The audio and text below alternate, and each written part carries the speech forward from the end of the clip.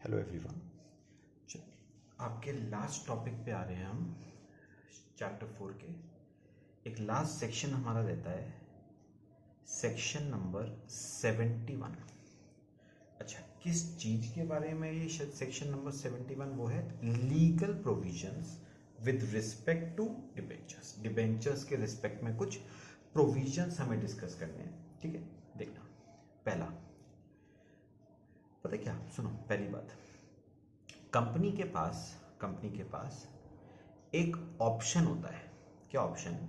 कि कंपनी अगर चाहे तो इशू कर सकती है कन्वर्टेबल डिबेंचर्स। मतलब कंपनी के पास एक ऑप्शन है, वो चाहे तो इशू कर सकती है कन्वर्टेबल डिबेंचर्स।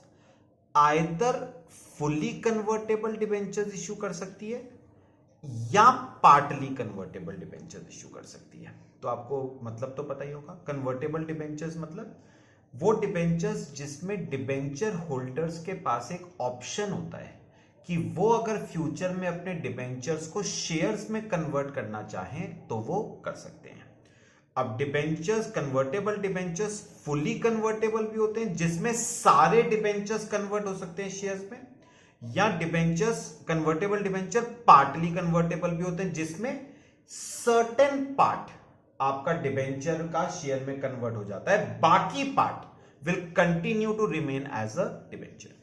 लेकिन पता है, कंपनी कन्वर्टेबल डिबेंचर इशू तभी कर सकती है जब वो जनरल मीटिंग में क्या पास करे? एक स्पेशल रेजोल्यूशन। यानी याद रखना, कन्वर्टेबल डिबेंचर को इशू करने के लिए आपको जनरल मीटिंग में क्या पास करना पड़ेगा? Special resolution. अच्छा, कंपनीज एक्ट एक बात साफ साफ क्लियर करता है, कोई भी कंपनी ऐसे डिबेंचर्स इशू नहीं करेगी विच कैरी वोटिंग राइट्स। मतलब याद रखना, डिबेंचर होल्डर्स को वोटिंग राइट्स दिए नहीं जाएंगे। अच्छा, थर्ड, याद होगा आपको मैंने बताया था, कंपनी डिबेंचर्स सिक्योर्ड भी इशू कर सकती है, अनसिक्योर्ड भी इशू कर सकती है। नॉर्मली सिक्योर्ड ही होते हैं लेकिन जरूरी नहीं है सिक्योर्ड ही हो। तो मेरे को बताओ, कंपनी चाहे तो क्या इशू कर सकती है? Secured debenture. अगर सिक्योर्ड डिबेंचर इशू करती है तो रूल 18 उसे फॉलो करना पड़ेगा of companies share capital and debenture rules. तो उसे रूल 18 फॉलो करना पड़ेगा of company share capital and debenture rule. क्या रूल है, क्या पॉइंट्स है? जरा देखो, maximum redemption period secured debentures का कितना होगा? 10 साल। तो याद रखना, सिक्योर्ड डिबेंचर्स का मैक्सिमम रिडेम्पशन पीरियड 10 साल होगा। मतलब आपको 10 साल के अंदर अंदर सिक्योर्ड डिबेंचर्स को पे ऑफ करना पड़ेगा। याद है, प्रेफरेंस शेयर्स के केस में मैक्सिमम रिडेम्पशन पीरियड हमारा 20 साल था। हाँ, एक केस था जब 20 साल से ऊपर था, इंफ्रास्ट्रक्चर प्रोजेक्ट्स के केस में। यहां पर भी कुछ ऐसा ही है। क्या रिडेम्पशन पीरियड 10 साल से ज्यादा हो सकता है? बिल्कुल हो सकता है। मैक्सिमम 30 साल हो सकता है, लेकिन 3 केसेस में। कौन से 3 केसेस? पहला, उन कंपनीज के केस में which are engaged in infrastructure projects. दूसरा, इंफ्रास्ट्रक्चर फाइनेंस कंपनीज के केस में। और तीसरा, इंफ्रास्ट्रक्चर डेट फंड एनबीएफसी। तो सिंपल वर्ड्स में अगर मैं बोलूं, सिंपल वर्ड्स में, अगर कोई कंपनी पैसा, फंड कहां पर लगा रही है? इंफ्रास्ट्रक्चर प्रोजेक्ट्स में लगा रही है, तो उस केस में redemption period more than 10 years हो सकता है, बट मैक्सिमम 30 साल ही हो सकता है। अच्छा, एक बात और याद रखना, रूल 18 कहता है सिक्योरिटी की जो वैल्यू है ना, वैल्यू ऑफ सिक्योरिटी जो है, that should be sufficient enough to cover both principal and interest. तो याद रखना, सिक्योरिटी की जो वैल्यू है वो इतनी होनी चाहिए कम से कम कि वो principal amount plus interest amount दोनों को क्या कर पाए? कवर कर पाए। और तीसरी बात, ये मैं आपसे बाद में बहुत डिटेल में डिस्कशन करूंगा, लेकिन रूल 18 क्या कहता है? सिक्योर डिबेंचर्स के केस में कंपनी को डिबेंचर ट्रस्टी क्या करने पड़ेंगे? अपॉइंट करने पड़ेंगे to protect interest of debenture holders. इसको अभी फिलहाल छोड़ दो, डिबेंचर ट्रस्टीज पे मैं डिटेल में आपसे डिस्कशन बाद में करूंगा, मेरी बात सुनना, ठीक है? अब fourth point, creation of DRR. DRR मतलब डिबेंचर रिडेम्पशन रिजर्व। जैसे रिडेम्पशन ऑफ प्रेफरेंस शेयर्स के केस में सीआरआर था ना, कैपिटल रिडेम्पशन रिजर्व, यहां पर है डीआरआर, डिबेंचर रिडेम्पशन रिजर्व। क्या कहता है, ध्यान से मेरी बातें सुनना। पहली बात, डिबेंचर रिडेम्पशन रिजर्व का क्रिएशन मैंडेटरी है, मतलब हर कंपनी को डीआरआर क्रिएट करना ही करना है। कहां से क्रिएट होगा DRR? Out of free reserves. कौन से होते हैं free reserves? Which are free for distribution as dividend, मतलब वो रिजर्व जिसमें से डिविडेंड बांटा जा सकता है वो फ्री रिजर्व है, जैसे जनरल रिजर्व, पीएल। तो याद रखना डीआरआर हर कंपनी को क्रिएट करना पड़ेगा, किसमें से? फ्री रिजर्व्स में से। अच्छा, डीआरआर को आप यूटिलाइज सिर्फ और सिर्फ करोगे फॉर रिडेम्पशन ऑफ डिबेंचर, मतलब याद रखना जैसे सीआरआर था ना, वो सिर्फ किस लिए यूटिलाइज होता था? बोनस इश्यू के लिए। वैसे ही डीआरआर सिर्फ और सिर्फ रिडेम्पशन ऑफ डिबेंचर्स के लिए यूटिलाइज होगा। क्वांटम ऑफ डीआरआर, कितना डीआरआर आपको क्रिएट करना है? सुनो, ये पीआई पता क्या है? Public issue. पब्लिक इश्यू मतलब जहां पर आपने डिबेंचर्स पब्लिक को इश्यू करे हैं। और ये पीपी है प्राइवेट प्लेसमेंट, मतलब जहां पर आपने डिबेंचर्स अपने मेंबर्स को इश्यू करे। पीपी किया था ना, प्राइवेट प्लेसमेंट। अब मेरी बात सुनो, एनबीएफसी के केस में अगर एनबीएफसी है इंक्लूडिंग फाइनेंशियल इंस्टीट्यूशंस, तो उस केस में आपको डीआरआर कितना मेंटेन करना ही करना है? 25% ऑफ डिबेंचर्स आपको मेंटेन करना ही करना है। तो जितने के आपके डिबेंचर्स हैं उसका 25% आपको डीआरआर क्रिएट करना ही करना है पब्लिक इश्यू के केस में। और प्राइवेट प्लेसमेंट के केस में एनबीएफसी को डीआरआर क्रिएट करने की जरूरत नहीं है। अच्छा, अगर कंपनीज की बात करें, ये तो एनबीएफसी की होगी, अगर कंपनीज की बात करें तो कंपनीज को पब्लिक इश्यू और प्राइवेट प्लेसमेंट दोनों के केस में 25% डिबेंचर्स का डीआरआर क्रिएट करना ही पड़ेगा। एआईएफआईस, ये क्या हुए? ऑल इंडिया फाइनेंशियल इंस्टीट्यूशंस, इनको डीआरआर क्रिएट करने की जरूरत नहीं है, neither in case of public issue nor in case of private placement. एक काम करना, अभी छोटी सी बात बता रहा हूं आपको, ये वाला पॉइंट प्रैक्टिकली बताऊंगा कैसे ये सब क्रिएट होता है, एंट्री क्या बनेगी। हमारे पास चैप्टर है डिबेंचर्स का, उसमें रिडेम्पशन ऑफ डिबेंचर्स में यही सब पढ़ना है। तो इसे फिलहाल थ्योरेटिकली बस दिमाग में फिट करो, प्रैक्टिकली इसका ट्रीटमेंट सब बताऊंगा आपको उस चैप्टर में। फिफ्थ पॉइंट, अब सुनो मेरी बात सुनो। कंपनीज एक्ट क्या कहता है? कंपनीज एक्ट कहता है जो पैसा, ध्यान से सुनना, जो पैसा आप डिबेंचर रिडेम्पशन रिजर्व में डालोगे वो पैसा आपको यूटिलाइज करना है फॉर परचेज ऑफ इन्वेस्टमेंट्स। मेरी बात सुनो दोबारा, जो पैसा आपने डिबेंचर रिडेम्पशन रिजर्व में डाला है उस पैसे से आप क्या खरीदोगे? आप इन्वेस्टमेंट्स खरीदोगे। ठीक है, मैं दोबारा बोल रहा हूं, जो पैसा आपने डिबेंचर रिडेम्पशन रिजर्व में एप्रोप्रिएट करा है उस पैसे से आप इन्वेस्टमेंट्स खरीदोगे। सर आपने तो कहा था कि डीआरआर का पैसा सिर्फ रिडेम्पशन ऑफ डिबेंचर्स के लिए ही यूटिलाइज होगा। हाँ भैया, अल्टीमेटली वही होना है। कैसे? मैं आपको थोड़ा सा आइडिया दे दूं। उन्होंने कहा डीआरआर में जितना पैसा डाला है उससे इन्वेस्टमेंट्स खरीदोगे। याद रखना, इन्वेस्टमेंट्स अल्टीमेटली मार्केट में बेची जाती हैं। इन्वेस्टमेंट्स को बेच के जो पैसा आता है ना, उससे डिबेंचर्स रिडीम होते हैं। तो अल्टीमेटली डीआरआर के पैसे से डिबेंचर्स ही रिडीम होने हैं। लेकिन बीच का एक लिंक और है, इन्वेस्टमेंट। तो पहले डीआरआर में पैसा डालो, उस पैसे से इन्वेस्टमेंट्स खरीदो, फिर इन्वेस्टमेंट्स को मार्केट में बेचो, बेच के जो पैसा आएगा उससे डिबेंचर्स को रिडीम करो। अभी कुछ नहीं बता रहा हूं, ये प्रैक्टिकली कैसे चलता है सब बताऊंगा डिबेंचर्स चैप्टर में। फिलहाल थ्योरेटिकल है, याद रखो। अच्छा, कितने इन्वेस्टमेंट्स कितने रुपए की खरीदनी है?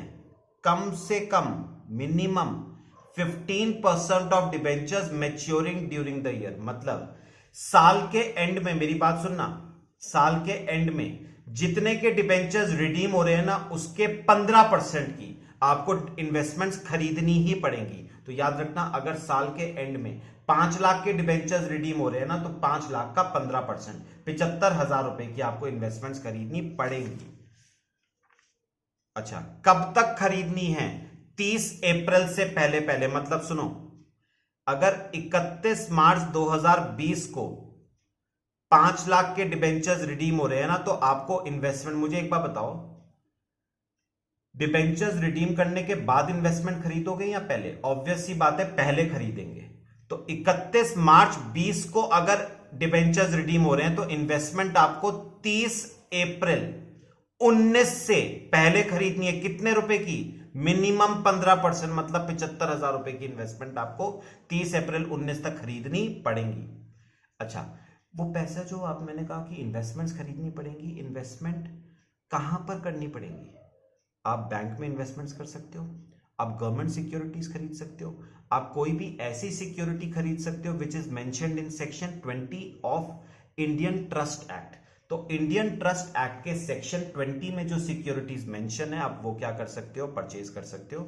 यूटिलाइजेशन, ऑब्वियसली मैं बात है, मैंने आपको बताया ये जो इन्वेस्टमेंट है यूटिलाइज किस काम के लिए होंगी? ऑब्वियसली बात है, रिडेम्पशन ऑफ डिबेंचर्स के लिए। कैसे? मैंने बताया था ना, हमने डीआरआर में पैसा डाला, डीआरआर के पैसे से क्या खरीदी? इन्वेस्टमेंट्स की मार्केट में क्या करी? सेल करके जो पैसा आया उससे किसको रिडीम किया? डिबेंचर्स को। अच्छा, ई पॉइंट एक और है छोटा सा, पार्टली कन्वर्टेबल डिबेंचर। याद रखना, in case of partly convertible debentures, DRR is to be created only in respect of non convertible portion of debenture. याद रखना, पार्टली कन्वर्टेबल डिबेंचर के केस में आपको डीआरआर सिर्फ उसी पोर्शन के लिए क्रिएट करना है विच इज नॉन कन्वर्टेबल। सोच के देखो ना, डिबेंचर का जो पार्ट शेयर में कन्वर्ट हो रहा है उस पार्ट के लिए डीआरआर थोड़ी ना क्रिएट होगा। डीआरआर तो उस पार्ट के लिए क्रिएट होगा जो कन्वर्ट नहीं हो रहा है। भाई, जो शेयर में कन्वर्ट हो गया उसके लिए डीआरआर क्यों क्रिएट करूंगा? ठीक है, डीआरआर उस पार्ट के लिए क्रिएट होगा जो शेयर में कन्वर्ट नहीं हो रहा है। अच्छा, फिर 6 पॉइंट क्या कहता है? Duty to make payment. छोटी छोटी बातें सुनना। उसने कहा है एवरी कंपनी शैल पे interest and redeem debentures in accordance with terms and condition. तो कंपनीज एक्ट साफ साफ कह रहा है कि आपको डिबेंचर्स को रिडीम करना पड़ेगा, आपको उन्हें इंटरेस्ट देना पड़ेगा in accordance with terms and conditions, जो भी आपकी टर्म्स और कंडीशंस डिसाइड हुई हैं। 7th point, restriction on further liability. ये बात सुनना मेरी, आपने डिबेंचर ट्रस्टी अपॉइंट करे थे, ठीक है। एक बात याद रखना, अगर किसी पॉइंट ऑफ टाइम पे, किसी भी पॉइंट ऑफ टाइम पे अगर डिबेंचर ट्रस्टीज को यह लगता है कि जो असेट्स उन डिबेंचर होल्डर्स के पास एज सिक्योरिटी रखवाए गए थे, उनकी वैल्यू प्रिंसिपल और इंटरेस्ट से कम हो गई है। मैं दोबारा बोल रहा हूं, अगर डिबेंचर ट्रस्टीज को किसी भी पॉइंट ऑफ टाइम पे ऐसा लगता है कि जो सिक्योरिटी, जो असेट्स डिबेंचर होल्डर्स के पास एज सिक्योरिटी रखवाए गए थे, उनकी वैल्यू गिर गई है और वो किससे कम हो गई है? प्रिंसिपल और इंटरेस्ट से कम हो गई है। तो उस केस में डिबेंचर ट्रस्टी चाहे तो ट्रिब्यूनल के पास एक क्या फाइल कर सकते हैं? पिटीशन फाइल कर सकते हैं। आप सोच के देखो ना, आप सोच के देखो, प्रिंसिपल और इंटरेस्ट मिला के सपोज 20 करोड़ रुपए का है और जो असेट्स की वैल्यू हो गई ना वो 15 करोड़ हो गई। इसका मतलब सोच के देखो, इसका इफेक्ट सीधे सीधे किस पे पड़ता है? डिबेंचर होल्डर्स को नुकसान होता है भैया। कैसे? सोचो, अगर कंपनी कल को डिबेंचर होल्डर्स का पैसा नहीं देगी तो बताओ डिबेंचर होल्डर्स क्या करेंगे? सिक्योरिटी बेच के पैसा रिकवर करेंगे। अब एक बार बताओ, उन्होंने कंपनी से लेना कितना था? 20 करोड़। अगर वो सिक्योरिटी को मार्केट में बेचने जाएंगे तो सिक्योरिटी बिकेगी कितने की? सिर्फ 15 करोड़ की। तो सीधे सीधे डिबेंचर होल्डर्स को कंपनी के डिफॉल्ट की वजह से कितने का नुकसान हो गया? 5 करोड़ का। इसीलिए तो किसको अपॉइंट किया गया था? डिबेंचर ट्रस्टीज को। मैं अभी आगे बताऊंगा आपको। डिबेंचर ट्रस्टीज का मेन काम यही है, वो ये देखेंगे कि भैया डिबेंचर होल्डर्स को किसी तरीके से कोई एक्सप्लॉइट तो नहीं करा जा रहा है ना, उनका एक्सप्लॉइटेशन तो नहीं हो रहा है ना, उन्हें नुकसान तो नहीं होने वाला है ना। तो अब मेरे को बताओ, असेट्स की वैल्यू प्रिंसिपल और इंटरेस्ट से कम हो गई है तो डिबेंचर ट्रस्टी ट्रिब्यूनल के पास क्या फाइल करेगा? एक पिटीशन। ट्रिब्यूनल क्या करेगा? पार्टीज को हेयर करेगा और वो कंपनी को ऑर्डर देगा। कंपनी को क्या ऑर्डर देगा? क्या कि भैया तुम अपनी लायबिलिटीज रिस्ट्रिक्ट करो, मतलब तुम और लायबिलिटी इंकर नहीं करोगे, ताकि ताकि डिबेंचर होल्डर्स के इंटरेस्ट को क्या किया जा सके, प्रोटेक्ट किया जा सके। अच्छा, 8th point, default by company. सुनो, अगर कंपनी ने प्रिंसिपल या इंटरेस्ट की पेमेंट में क्या करा, डिफॉल्ट, तो डिबेंचर होल्डर या डिबेंचर ट्रस्टी ट्रिब्यूनल के पास क्या फाइल कर सकते हैं, एप्लीकेशन फाइल कर सकते हैं, और ट्रिब्यूनल ऑर्डर देगा कि भैया शांति से प्रिंसिपल और इंटरेस्ट की पेमेंट कर दो। अगर नहीं करी पेमेंट तो जो ऑफिसर इन डिफॉल्ट है ना, उसको इंप्रिजनमेंट हो सकती है मैक्सिमम 3 साल की, फाइन लग सकता है मिनिमम 2 साल 2 लाख का, मैक्सिमम 5 लाख का, या फिर दोनों भी हो सकते हैं। और 10th पॉइंट क्या कहता है, स्पेसिफिक परफॉर्मेंस। ये पता है क्या है स्पेसिफिक परफॉर्मेंस का पॉइंट, क्या कहता है, कई बार क्या होता है, मैं आपको थोड़ा सा यहां बता देता हूं। कंपनी के साथ ना किसी और पार्टी ने, डिबेंचर होल्डर्स तो नहीं, किसी और पार्टी ने कोई कॉन्ट्रैक्ट किया है, कंपनी के साथ किसी और पार्टी ने क्या किया है, कोई कॉन्ट्रैक्ट किया है, ठीक है, कि वो डिबेंचर होल्डर्स का पैसा पे ऑफ कर देगा। कंपनी के साथ किसी और पार्टी ने कॉन्ट्रैक्ट किया है कि वो डिबेंचर होल्डर्स का पैसा क्या कर देगा, पे। तो अगर वो पार्टी कल को पैसा पे करने से क्या करती है, मना, तो कंपनी के पास ये राइट है कि कंपनी उसके ऊपर केस फाइल कर सकता है, सूट कर सकता है फॉर स्पेसिफिक परफॉर्मेंस। मतलब कोर्ट उस केस में ऑर्डर करेगी पार्टी को कि भैया तुम्हें वो वादा पूरा करना पड़ेगा, तुम्हें वो काम करना पड़ेगा जिसका वादा तुमने किया था। और क्या वादा किया था, डिबेंचर होल्डर्स को पे ऑफ करने का। तो कोर्ट ऑर्डर देगा उस पार्टी को कि शांति से अपना वो वादा पूरा करो जो तुमने किया था। क्या वादा किया था, डिबेंचर होल्डर्स को पे ऑफ करने का। तो उस पार्टी को डिबेंचर होल्डर्स को पे ऑफ करना पड़ेगा, ठीक है। चलो, एक और लेक्चर मैं और करवाऊंगा आपको, जिसमें लास्ट टॉपिक बताऊंगा डिबेंचर ट्रस्टीज के बारे में। Till then, thank you.